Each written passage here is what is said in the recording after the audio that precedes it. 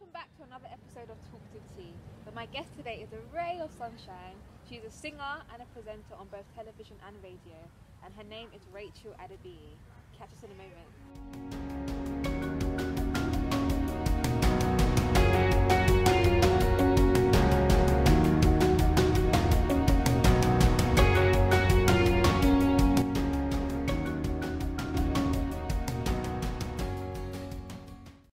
Hi guys! So I'm here with the lovely Ray.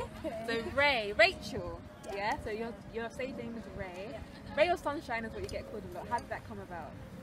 To be honest, I feel like it just fits my personality. Yeah. So I've been known to be a very bubbly, happy person. Like even the other day, I tried out the Ask Me a Question thing On Instagram. and someone was like, "How do you stay so joyful and vibrant?"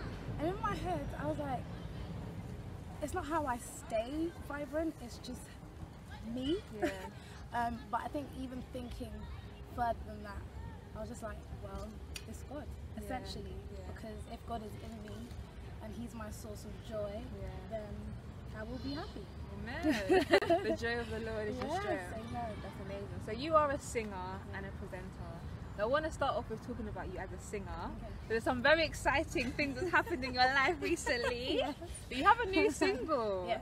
okay, Yeah. called Greatest Love. Greatest Amazing. Thank you. So do you want to tell us a bit about the song, how you got the inspiration for the song, and even about like getting the recording contract, all of that kind of stuff? Oh yeah, okay, a lot has happened, yes.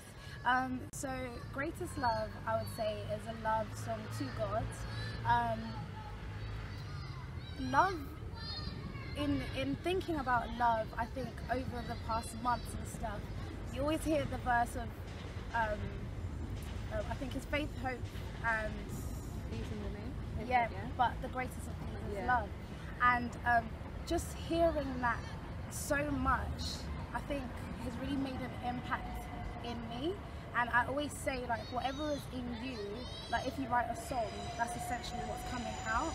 So for me, love is a topic, is so vast, but it's something that we need to share. It's something that we need to share with people on a day-to-day basis.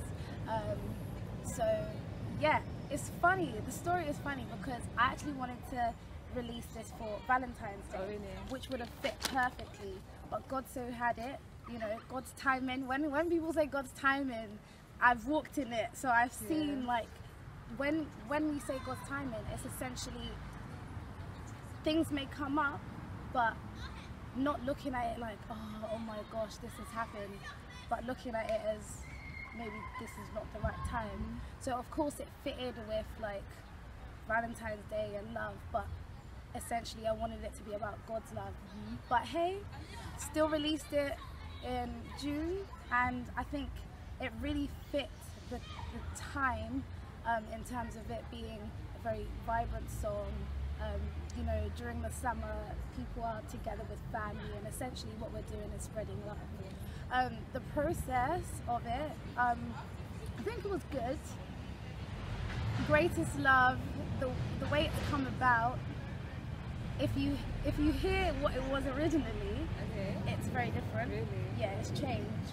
Originally, as in how long ago originally? So originally, like maybe a month or so ago. Like in terms of when I first wrote the song. So you wrote the song yourself? Yeah, wrote the song myself. So that changed along the way, but the message didn't change. It's just little things that changed. And then I got called out as well. He helped me with some of the writing, so that was great. So we came together, knocked heads together, we came up with Greatest Love. Can we get like a few lines of the song? I was actually thinking this was gonna come up, so I'm not too surprised. Okay.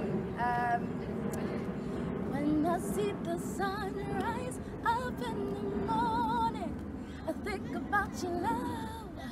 I think about your love. When I see the stars light up the skylight, I think about your love.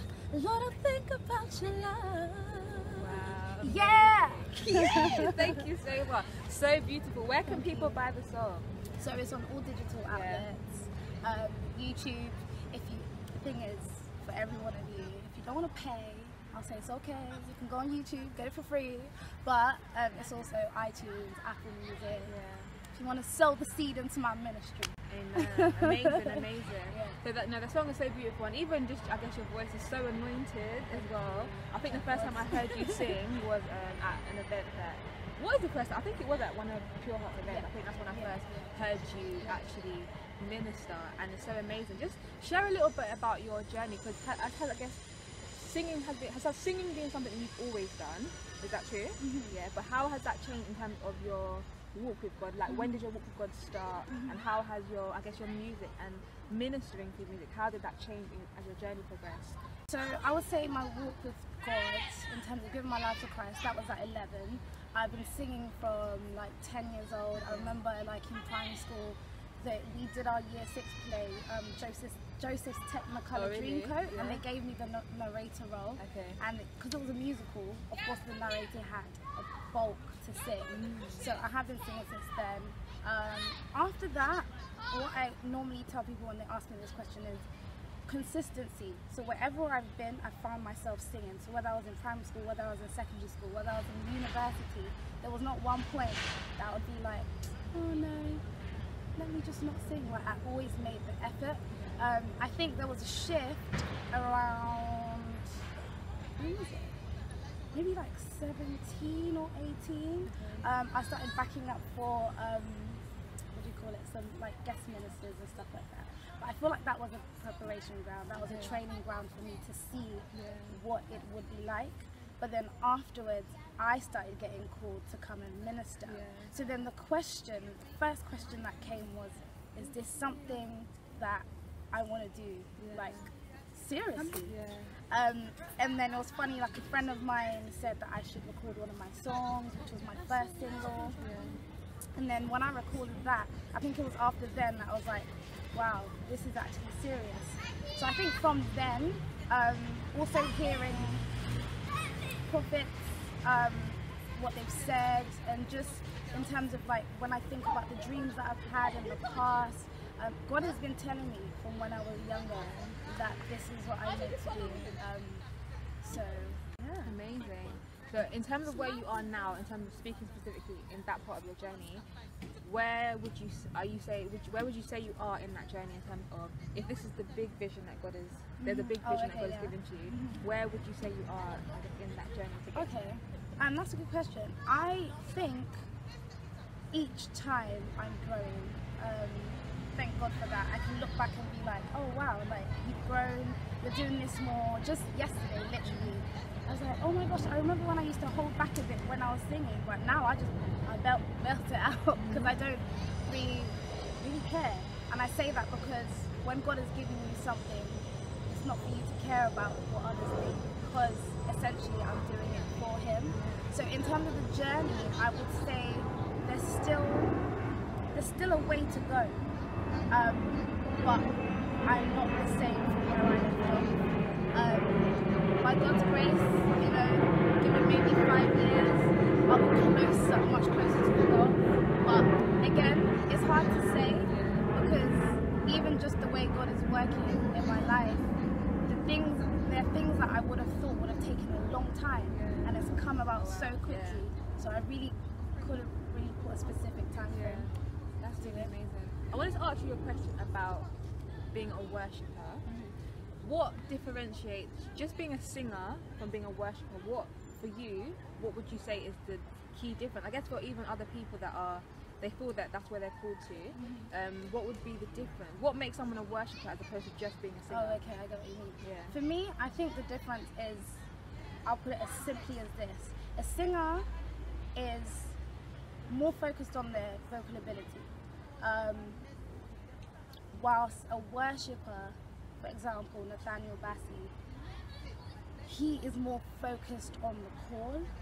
So it's like you have both of them together. It's like you can sing, but you've got an anointing upon you where you know that, okay, I've been called to lead these people into God's presence. I think with singing, you have to be so careful, because some people have made singing become more about themselves. But I feel like worship, if you're singing a song where you're like, Lord, I worship you, you're not saying I am worshiping myself, you're giving that worship to God, so it's very focused on God himself. So I'll say those are the differences for me. So where the focus is, and I guess who gets the glory, obviously, because people can be saying something with their mouth, but true, but their heart in a way, is not. the heart is true. looking for, I guess, the attention of the action. That's really important. That's very important. How important is, you spoke about, you know, training ground and the journey for yourself. How important is that character training that God takes you through, especially if you're going to be on a stage and there's going to be people looking at you, there's going to be people following you? How important is that part? It's funny because as you're asking me these questions, I thank God because I actually have answers for them, and this is because of conversations that I have on a daily basis and all that kind of stuff, going to events, Christian events and stuff like that. So in terms of character, thank God, like my university pastor, when I was back in university, she's always made it a point to remind me about humility. And it's not that she's pointing to me and saying that you're not humble. What she's trying to do is to remind me that as far as I go up the ladder, I need to remember that character is key.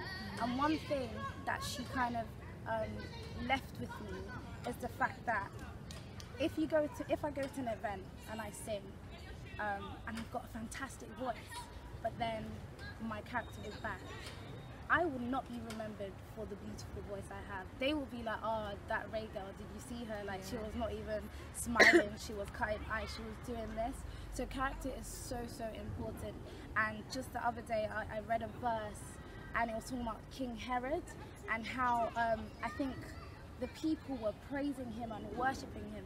And King Herod didn't even say, oh, worship me. It was just the fact that he accepted their worship that God struck him dead. And I think that story was just like, okay, guys, there's no room for pride. Like, you have to be so careful. And I think that's one thing to encourage ministers, that as far up you go, just be careful. Just be careful. What is your, I guess, your ground? What is the thing for you that you do that helps you? How do you stay in that place of humility? What do you personally do, or what is the personal thing that keeps you in that place of humility constantly? That's a good question. I don't even know how to answer that. I guess at the moment, because obviously it might change. Yeah. God might continue to refine that. I But think. at the moment, How do I stay? I don't know. It's just a conscious decision that you have to make. I can decide to, when people are like, oh my gosh, you got a great voice, and I'm just like, thank you. I can decide to take that glory upon myself, but I've just made that decision not to. And I think as well, it's partly to do with counsel, having that wise counsel, whether that may be my mom or my pastor from university, and then the word, because I gave an example of the passage I read. There's no way I'm going to read that and still want to misbehave. So I think those are the little ways that I'll say. Amazing. Thank you for sharing that. You're welcome. So I want to talk about you as a presenter as well. You are a presenter on TV and radio. Wearing many How hats. amazing. You're 23, right? Yes. Yeah. So you're doing all of this already, guys. This is how you know God is just in her life, blessing her like that. Amazing. So presenting, is that something that you thought you would ever do? Yes. Yeah. So what, as a kid, so you know you spoke about you started singing. So was presenting something you used to just practice and do? You spoke about being a narrator, so I guess that kind of, so share about that. It's funny how it happened. Well, not really funny, but I've always wanted to be a presenter from the age of like 11 as well. So I think they just went hand in hand. But it was when I Did you think so? I don't know. Personally, I didn't even think they go hand in hand. Like, people do them, but it's not something that you naturally think, oh, you're a singer, so you're going to be a presenter. Yeah, no, as well. I didn't know how it was going to work. And I think at a point, I probably was like, how am I going to do the two? But I think it helps that they're both in the field of media, so somehow it would work. But it started off from me watching CBBC. I would watch Blue Peter, I would watch Connie, and I'd be like, I want to be a presenter. And it started from there. And then I think, Yeah, secondary school, university. What did you study at uni? I did media and sociology. Okay. So I remember secondary school, I did a bit of stuff. Then university first year, I was on my university radio station, and then in my final year, I joined a local radio station. And at this point, it was funny because everyone was writing their dissertation. I was also leading the youth choir at my church.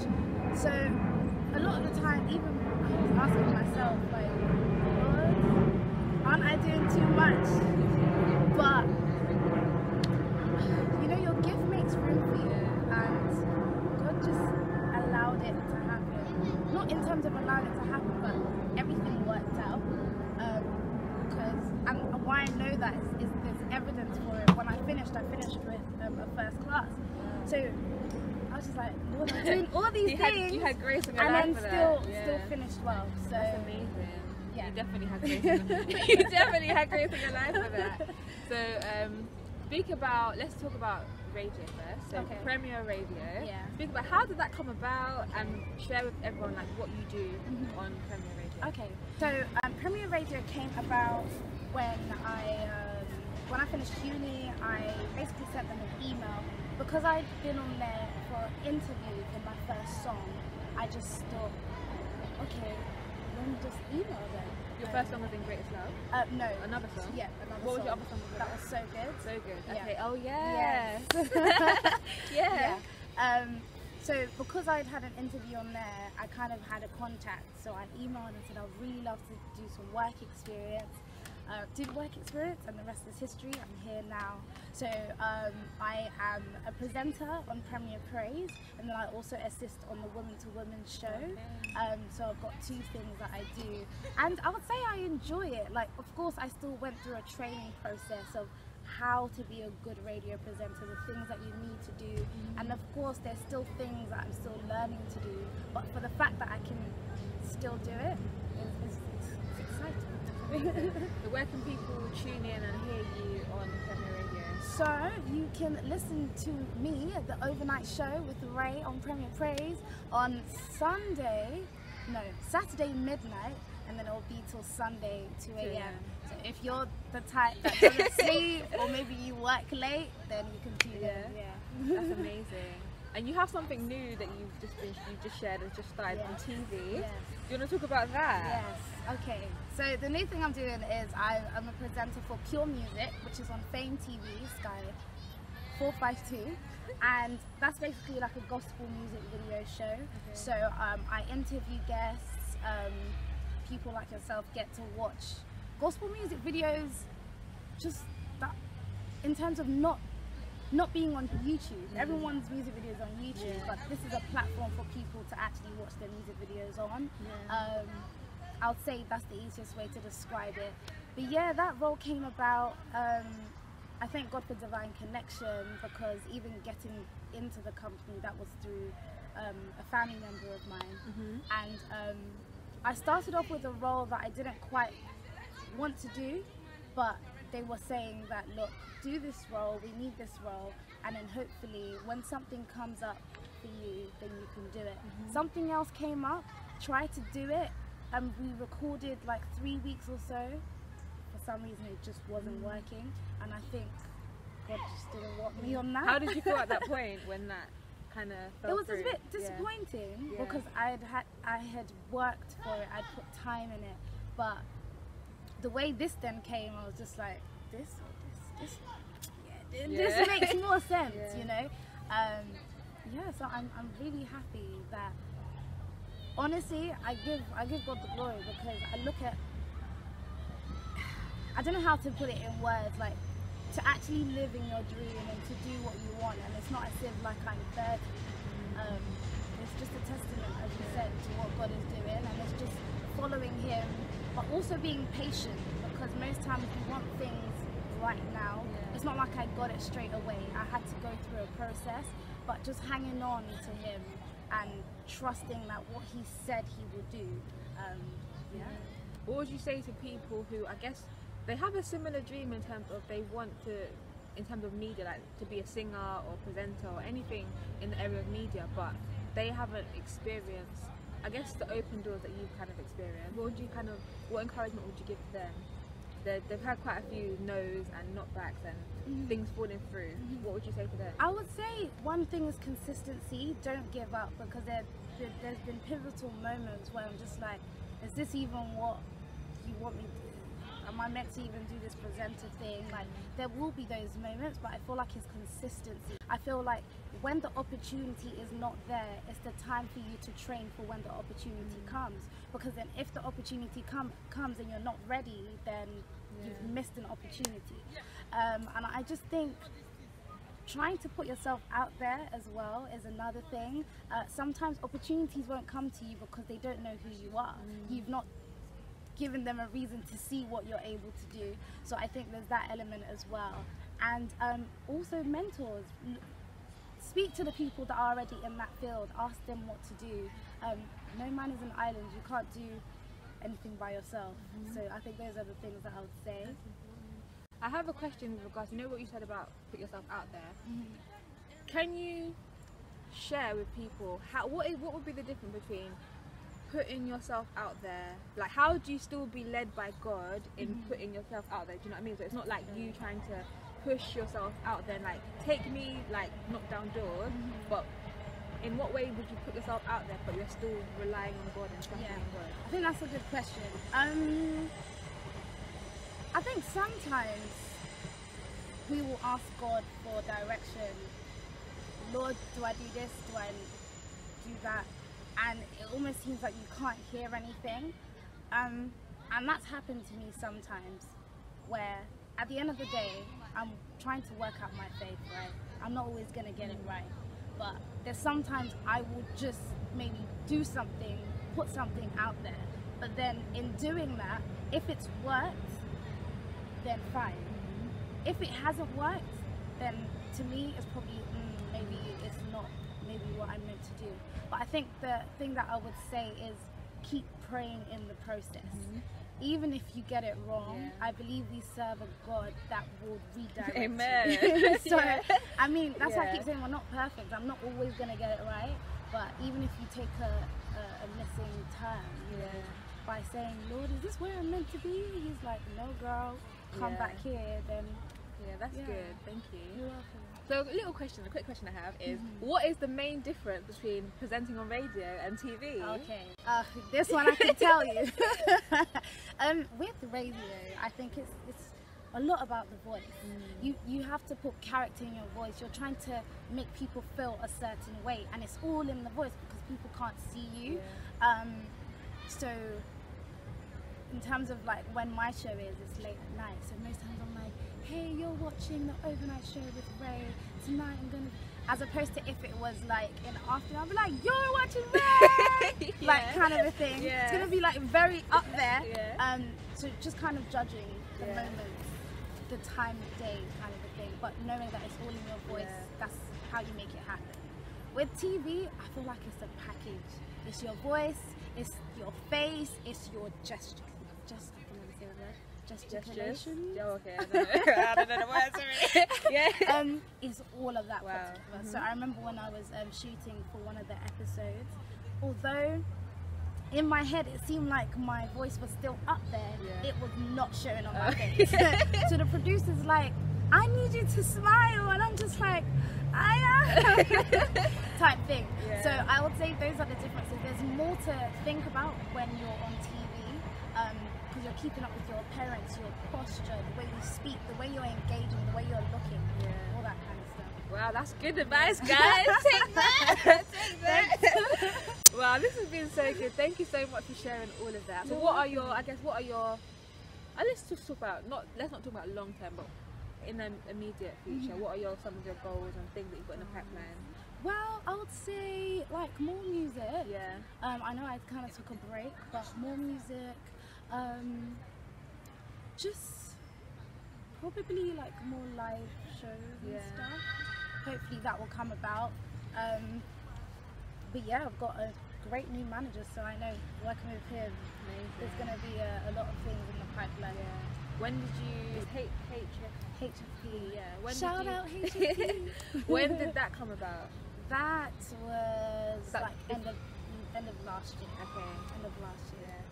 And it's funny how that came about because I'd been approached by others, like maybe mid last year. But for some reason, I guess I wasn't really ready.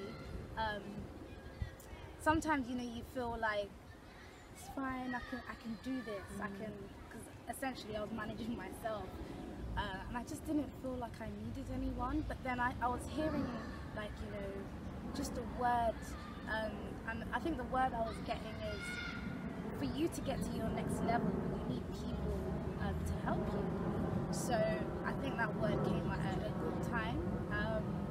So by the end of last year, when he approached me, prayed about it, and I was like, yeah.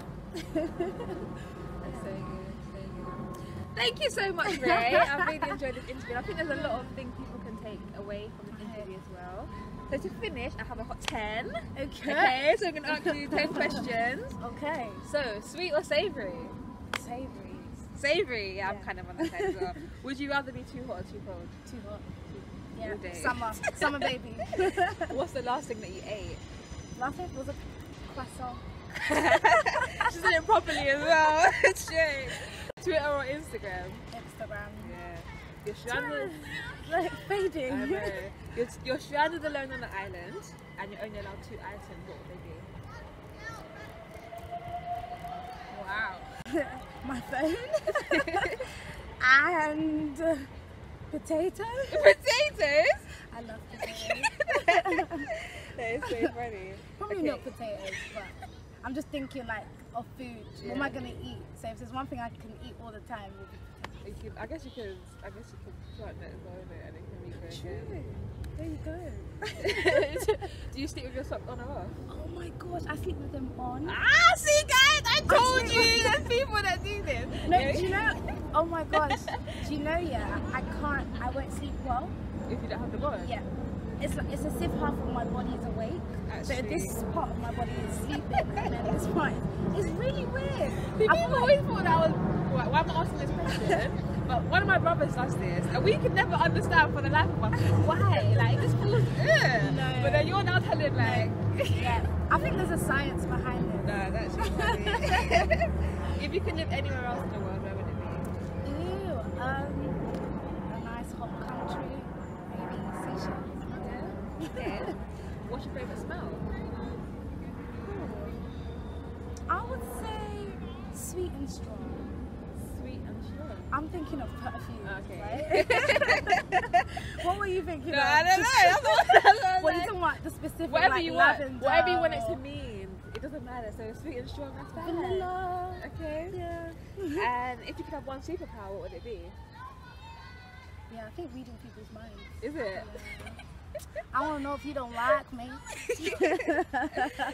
Okay, last question. I need to know if you're person A, B or C. So, person A can't roll their tongue. Person B can, like this. And person C can do the other one. Oh, that is like rude. that. I can roll it. Okay, show us. Okay, so you're person B. Yay! Thank you so much, Ray. I hope you guys have enjoyed this interview. Thanks for coming. Thank you for coming on the show. So this has been Ray. I'm Tarima. And I just wanted to remind you guys to let the past motivate you, but use the present to create history. See you next time. See ya. Bye, guys. Bye.